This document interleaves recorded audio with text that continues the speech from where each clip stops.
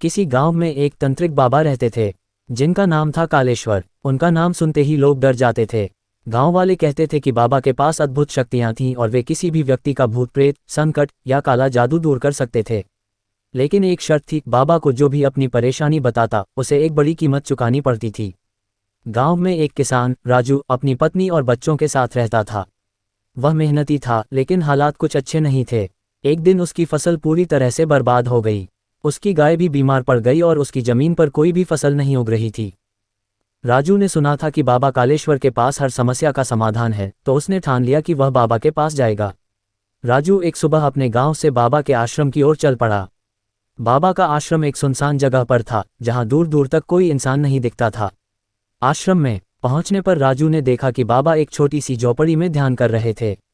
बाबा के पास पहुंचने पर राजू ने अपना दुख सुनाया और बाबा से मदद की गुहार लगाई। बाबा ने धीरे से आंखें खोलीं और राजू से पूछा, तुम अपनी समस्या का समाधान चाहते हो, लेकिन इसके लिए तुम्हें कुछ कीमत चुकानी होगी। क्या तुम तैयार हो? राजू घबराया, लेकिन उसने सोचा, अगर मेरी मदद हो जाए तो कोई भी कीमत देने को तैयार हूं। उसने हाँ में सिर हिलाया। बाबा ने उसे तंत्रिका की शक्ति का इस्तेमाल करने का वचन दिया, लेकिन एक शर्त रखी। बाबा ने कहा, तुम्हें अपना एक प्रिय चीज मेरे सामने अर्पित करनी होगी। राजू ने समझा कि बाबा का इशारा शायद किसी वस्तु की ओर है, लेकिन बाबा के अगले शब्दों ने उसे चौंका दिया। बाबा बोले, तुम्हें अपनी सच्ची मेहनत और ईमानदारी अर्पित करनी होगी। यही तुम्हारा सबसे मूल्यवान उपहार होगा। राजू ने पहले तो सोचा कि यह कैसी शर्त है, लेकिन फिर उसने सोचा कि बाबा शायद कुछ गहरे अर्थ में बात कर रहे हैं। उसने अपनी कड़ी मेहनत और अपने परिवार के लिए दिन रात की मेहनत को सौंपने का वचन लिया।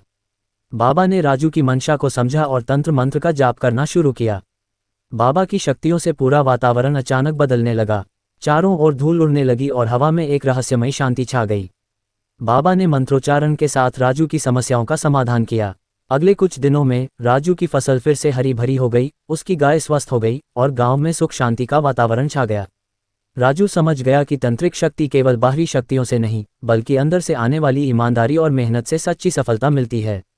राजू अब हर किसी को ये सलाह देने लगा कि अपनी मेहनत और सच्चाई को न छोड़ें, क्योंकि वही असली तंत्रिक